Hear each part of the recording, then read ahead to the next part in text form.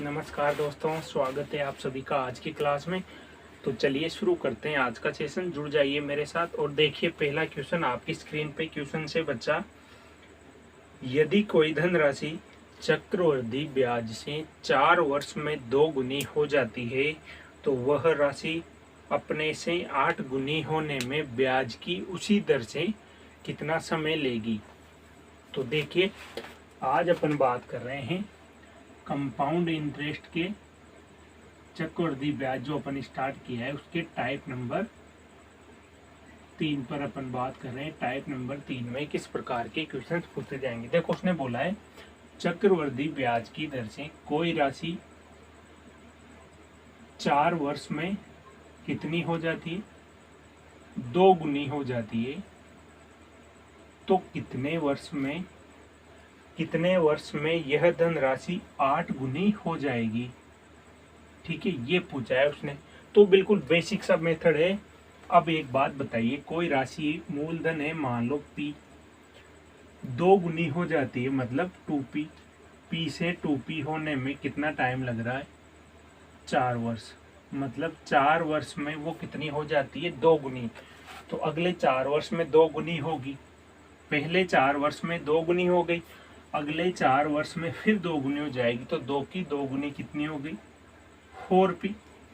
तो 4 और 4 अगले 4 वर्ष में कितनी हो गई, फिर से 2 गुनी। फिर अगले 4 वर्ष में 2 गुनी, इसकी 2 गुनी, 4 का 2 गुना, 8 गुना। और उसने क्या पूछा है, 8 गुनी होने में। तो 8 गुनी होने में कितना वर्ष लगा उसको, 4 + 4 + 4 यानी कि 12 वर्ष में वो कितनी हो जाएगी बच्चा, 8 गुनी हो जाएगी। तो इस क्वेश्चन को करने का सबसे बढ़िया मेथड यही है। या फिर ऐसे देखो आप, 4 वर्ष में 2 गुनी हो जाती है मतलब 2 की पावर 1। तो 8 गुनी, तो 8 गुनी होने में 2 की पावर 3, 2 की पावर 3 मतलब 4 × 3 कितना, 12 वर्ष में वो 8 गुनी हो जाएगी। तो दोनों तरीके, लेकिन सबसे बढ़िया मेथड है इस क्वेश्चन को करने का कि इसको इस स्टेप में आप चलाइए कि जैसे उसने बोला है उसी तरह से आप साल उसमें ऐड करते चलो। ठीक है, उम्मीद करता हूँ समझ में आ गया होगा। यदि नहीं आया है तो अगला क्वेश्चन देखिए, इसको नोट करिए आप और चलते हैं अगले क्वेश्चन पर।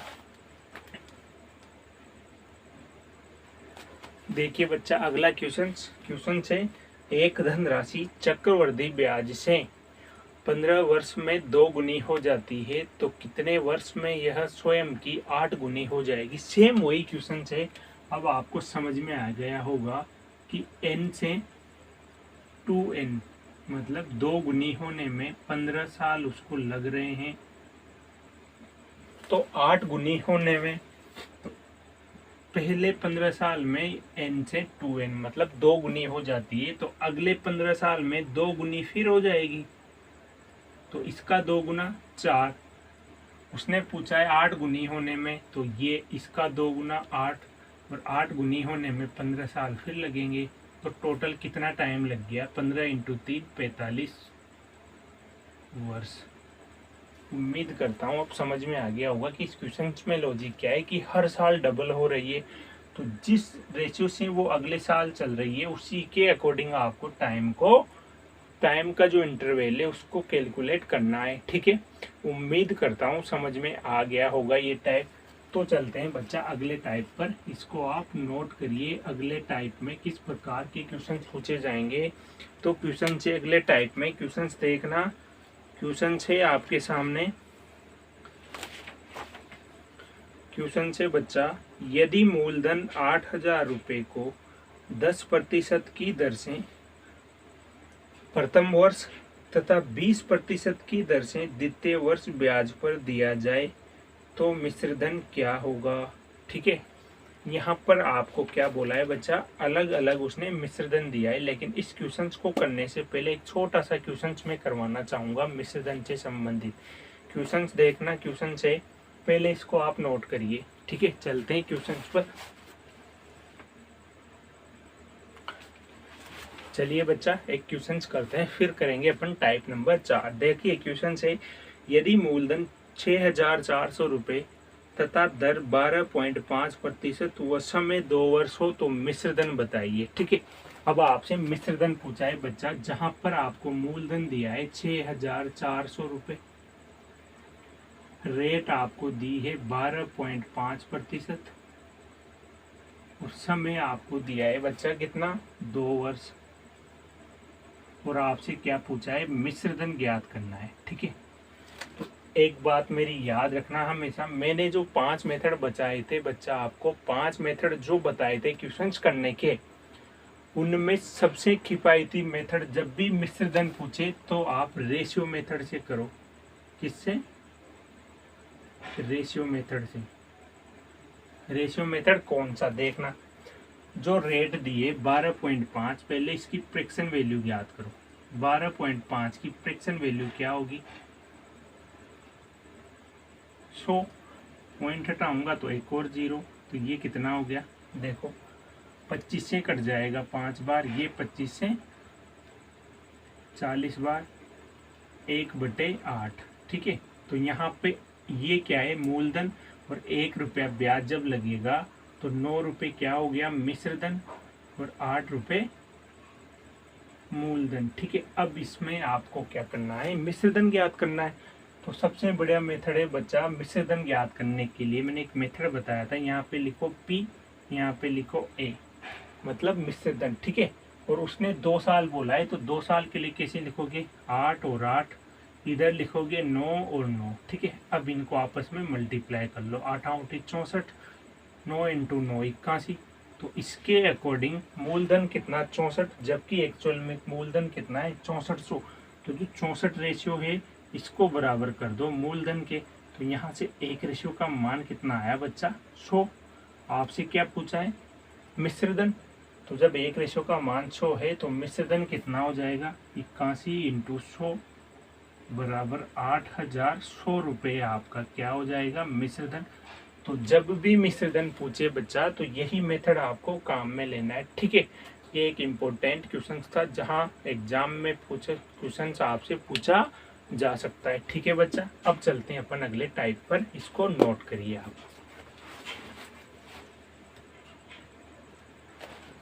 चलिए बच्चा, अगला क्वेश्चन, अगला टाइप है अपना, जब अलग अलग रेट आपको दी गई है और मिश्रधन पूछे या ब्याज पूछे तो कैसे करना है। क्वेश्चंस देखना, क्वेश्चंस के साथ ही समझ जाएंगे।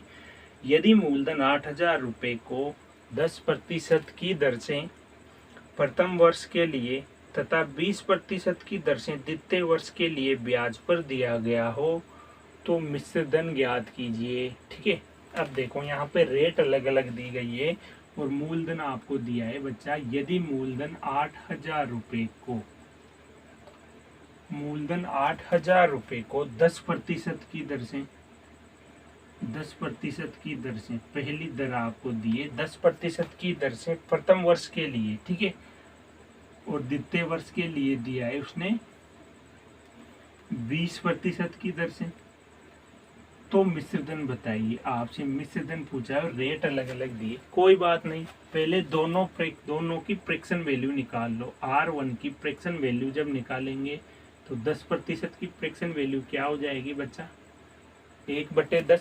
तो इसके अकॉर्डिंग ये मूलधन है और 1 रुपया ब्याज लगा पहले साल के लिए इस रेट से, तो मिश्रधन कितना हुआ, 11 और मूलधन 10। ठीक है, ये समझ में आया। दूसरी साल जो रेट है वो कितनी, 20%, इसकी फ्रैक्शन वैल्यू कितना बच्चा, 1/5। तो जब इससे देखेंगे अपन तो 5 रुपया जब मूलधन था और 1 रुपया ब्याज लगा, तो दूसरे साल मिश्रधन कितना, 6 रुपया, ब्याज कितना, मूलधन कितना, 5 रुपया।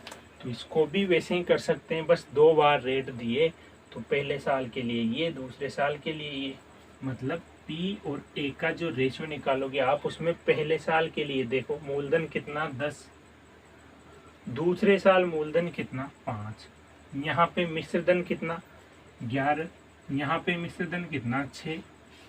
ठीक है, तो 10 इंटू 5 50 और 11 इंटू 6 66। ठीक है, अब देखो इसके अकॉर्डिंग मूलधन कितना, 50, जबकि एक्चुअल में मूलधन कितना, 8,000, तो आप कह सकते हो कि 50 रेशियो जो है वो किसके बराबर होगा, 8000 के। तो एक रेशियो का मान कितना आएगा बच्चा, 1 पंजे 5, 6 पंजे 30, 160। आपसे मिश्र धन पूछा है, जब एक रेशियो का मान 160 है तो 66 रेशियो का मान, तो मिश्र धन कितना आ जाएगा बच्चा, 66 इंटू 160।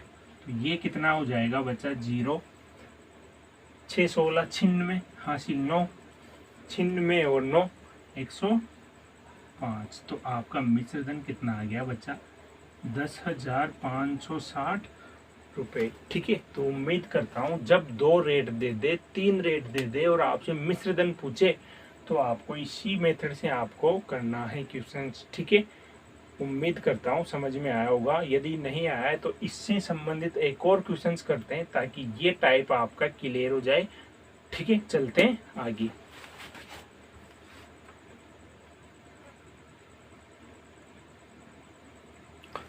चलिए बच्चा, एक और क्वेश्चन देखते हैं। जब रेट अलग अलग दी हो तो मिश्र धन में अपन ने चर्चा कर ली। यदि ब्याज पूछ ले और अलग अलग रेट दे दे तो क्या करना है, देखिए। 2000 रुपये की धनराशि पर 2 वर्ष के लिए चक्रवृद्धि ब्याज की गणना कीजिए। यदि वार्षिक ब्याज दर पहले वर्ष के लिए 4% हो और दूसरे वर्ष के लिए 3% हो। ठीक है, अब देखो रेट अलग अलग दिए और आपसे ब्याज पूछा है। अब क्या करना है बच्चा, तो अब कुछ नहीं करना। देखो मूलधन आपको दिया है 2000 रुपये। ठीक है, समय आपको दिया है 2 वर्ष, लेकिन जो रेट दिए वो अलग अलग दिए। एक बार रेट जो है 4%, पहले वर्ष के लिए 4% और दूसरे वर्ष के लिए 3% की रेट से ब्याज लगाए तो आपसे पूछा है तो ब्याज क्या होगा।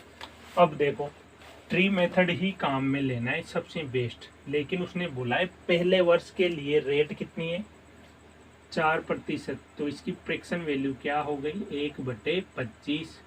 मतलब पहली बार पहले साल जो ब्याज लगेगा मूलधन पे वो किस रेट से लगेगा, 4% की दर से। 4% मतलब 2000 का 1/25 तो हो गया 80 रुपये। पहले साल ब्याज कितना लगा, 80 रुपये। और उसी 2000 रुपये पे पहले साल एक बार ब्याज लगेगा मूलधन पे। ठीक है, क्योंकि प्रथम साल के लिए जो ब्याज लगता है रेट से वो बराबर होता है। तो पहले देखो 2000 पे ब्याज लग गया इस रेट से, और इसी 2000 पे 3% की दर से ब्याज लगेगा। तो 3% का मतलब 3/100। ठीक है, तो 2000 का 3/100 यानी कि इस रेट से भी ब्याज लगेगा। वो कितना, जब 2000 का 3/100 करेंगे तो 60 रुपया। तो ये तो लग गया ब्याज पहले साल और दूसरे साल।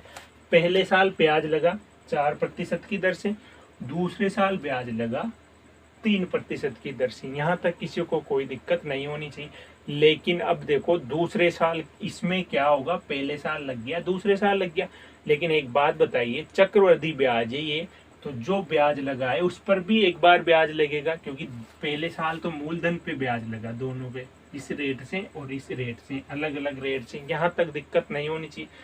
लेकिन अगले साल दूसरे साल जो है ब्याज पर ब्याज, चक्रवृद्धि ब्याज क्या होता है, ब्याज पर ब्याज। तो यहाँ पर जो ब्याज लगेगा इस पर भी लगेगा, और इस पर ब्याज किस रेट से लगेगा, दूसरे साल के लिए दर क्या है अपनी, दूसरे साल 3%।